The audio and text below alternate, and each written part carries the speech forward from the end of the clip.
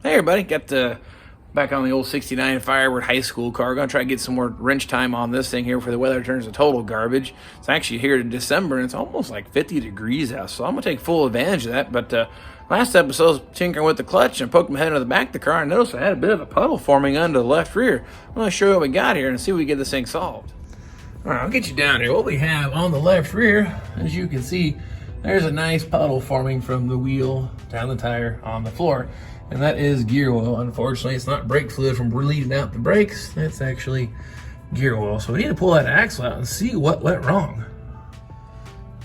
Well, first off, we get the car jacked up, get it up off the floor so you can get the wheel torn off and get in and see what's happening. But something to keep in mind, there's differential fluid in the whole rear axle. If I pick up just the driver's side a little further, hopefully we can get the car to tip that way and keep all the fluid hanging out there in the passenger side. One thing that's really cool about Pontiac is that I don't have to pull the diff cover to pull the axle. And the other thing I also found, these rubber sanding blocks, when they get really old or you don't have a whole lot of use, found a perfect use. You put it on your jack there, check this out, and you roll it under the car. It doesn't mar the paint as much because, well, for some reason somebody painted this all pretty and, well, I don't want to scratch it up.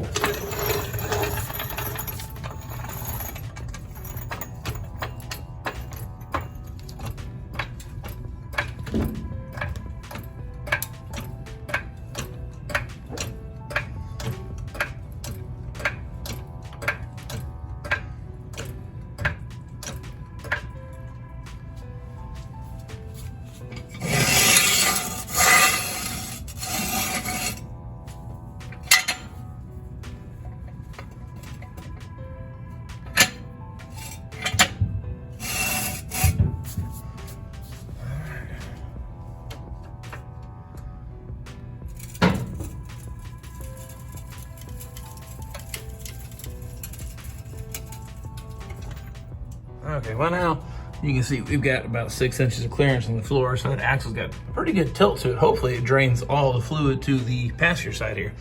Get that tire ripped off here. Okay, I got the wheel off, and this is the disc brake setup on the back. I did a 4-wheel disc brake conversion on this car, and of course, she's been sitting here in the garage for about 6-7 months and started to collect a lot of dust. But nonetheless, got to get the caliper off, pull the rotor off, and there's 4 fasteners behind. That's what holds the axles in on Pontiac. There are no C-clips. I don't have to pull the diff cover and lose all my fluid. All I have to do is pull the brake system out of the way. If it's had drum brakes, it's even easier. Pull the drum off, bam, you're already there. So caliper, 2 bolts here, flips up out of the way, pull the rotor off, and that gets where we need to be to get those bolts out so we get the axle pulled out and find out why it's leaking.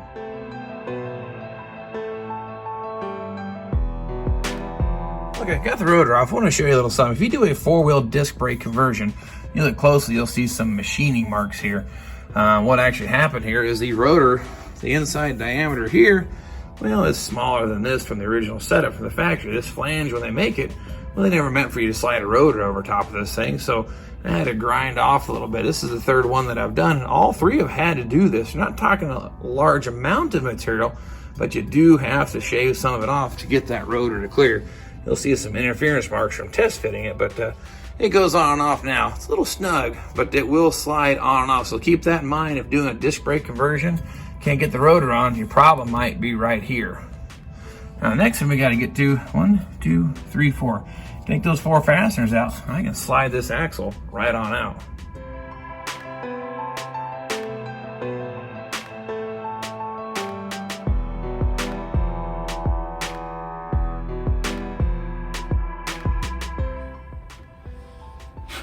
Okay, now I got the 4 bolts out.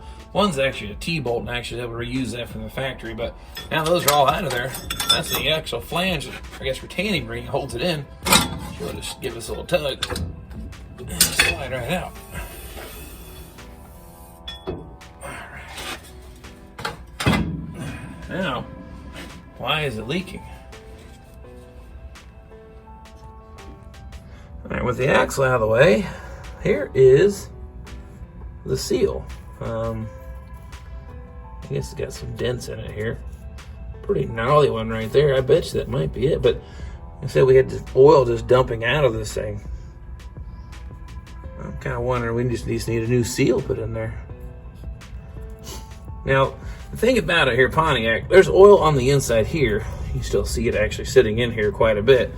But the bearing, well, the thing about the bearings on these, they're permanently lubed or packed with grease, so they don't get oiled from the differential oil. It's actually a pressed on unit here. There's a sleeve that gets pressed on and off, and here's the bearing here. It doesn't get lubricated by the oil from the axle like a lot of vehicles. That actually feels pretty good. It's still smooth and quiet. So I'm thinking I just need to replace that seal because it rides. Let's check out the axle. Make sure there's no grooves or maybe a nick in that.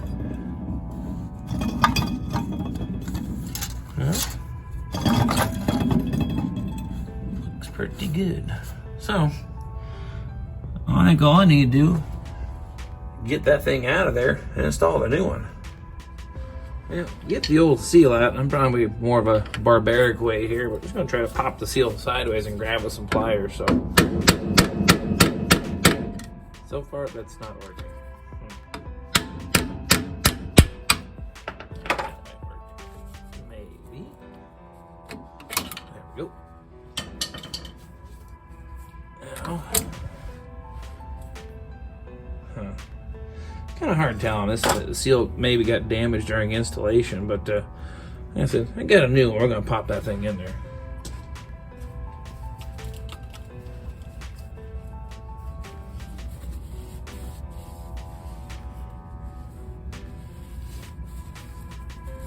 All right, get that good and clean. Now, got a new seal, a new package here. And just in case you want what it looks like in there, of course, the camera gets out of focus, but way in there you can see the differential. A little bit of gear oil here in the axle too, but got the flange all clean here, so I'm gonna go ahead and hammer the new bearing in. What I have a bearing race installation kit. Now it's meant to put bearings and seals in, but we're gonna use, I think this one here is 2.55 inches mounted up here on this part here. We'll drive that seal back into place and keep moving right along. You know, I suppose a big socket probably would work too, but I actually bought this bearing installer, race installer tool years ago, and this is probably the second time I've ever used it, so I kind of feel obligated, since I paid for it, I probably at least use it one more time. Right, now the seal orientation, now this is the inside, the seal spring goes towards the oil, and this will be the outside, and this here, it lines up with about the diameter of that seal almost right on, so we'll use that to drive that seal in nice and straight. Not damage it like the last one.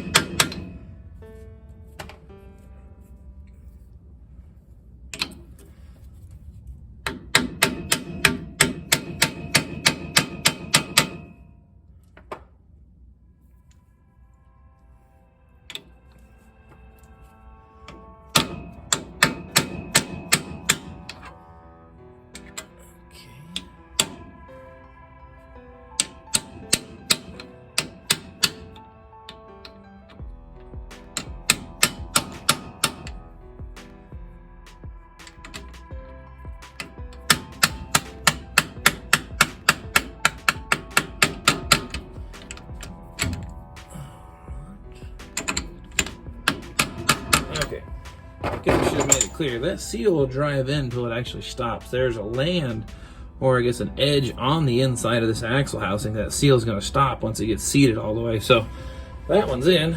So basically just stab the axle back in, put the brakes back on. Should be good to go.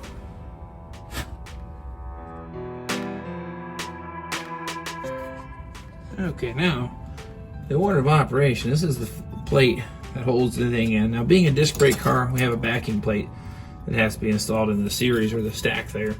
So if you didn't have disc brake, you'd have the backing plate that all the drum hardware is hooked to. Then you'd actually attach the bolts through this. So basically, the 4 pieces of hardware back in, hang the caliper.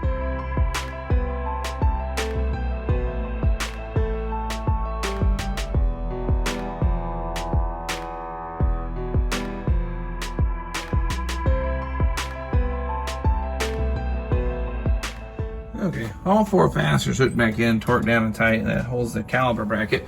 Now I'm aware there's a hole here. I guess I should have brought that up, but that'll actually line right up if you spin the axle with these bits here, the bolts. You can actually rip them out a whole lot quicker. But somebody put a limited slip in this car, and I wanted to leave the one tire on the ground, so I couldn't use that cheat advantage. But if you have an open diff car, well, you can actually spin the thing around, throw a socket on it. The factory uses T-bolts.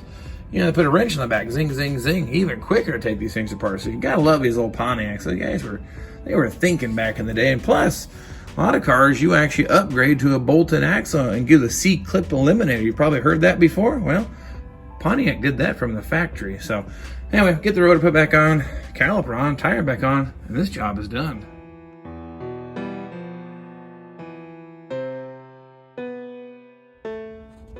All right, well, we're all back together now. Put the tire back on.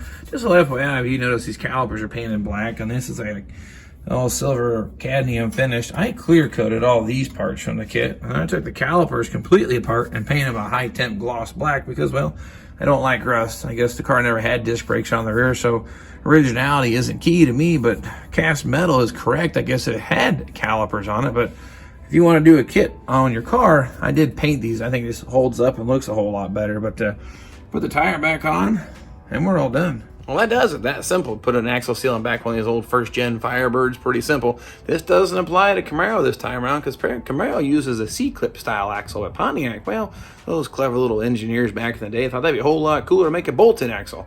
You know, Buick and Oldsmobile are the same way too. But anyway, this one pretty quick, cut and dry. If you had to replace the bearing and the that sleeve has to be pressed off, and that's a whole nother process. I got a trick to putting that back on, but we're going to save that for a later date, so I'm not going to give you all my secrets today. I want you to subscribe. We're going to keep getting all these little tips and tricks for little Pontiacs. But nonetheless, I guess if you haven't subscribed yet, someone told me once something like get the cow or the milk for free or something. Why would you buy the cow? But I'm not sure what they were referring to, but it goes something like, why would you buy the cow if you get the milk for free? Now, besides all that, if you could hit the subscribe button, it doesn't cost you nothing. I'd appreciate that a whole heck of a lot. Trying to hit that 1,000 mark within a year, and so far so good. But if you haven't subscribed, hit the button. And then, of course, if you like what you see, hit the like button just the same. And of course, all my current subscribers, huge thank you for following me on this journey of putting the old high school car back together. So another part of the puzzle back together. I'm going to work on maybe the steering column and getting the left-right go button selector thingy working in this thing so I can steer it. I'm thinking about driving it like this around the block, just see how much fun that might be. But anyway, it's already dark out. It's Christmas Eve, and this is going to be my Christmas special, I guess you could say. But I'm going to get the heck out of here, and we'll see you guys next time.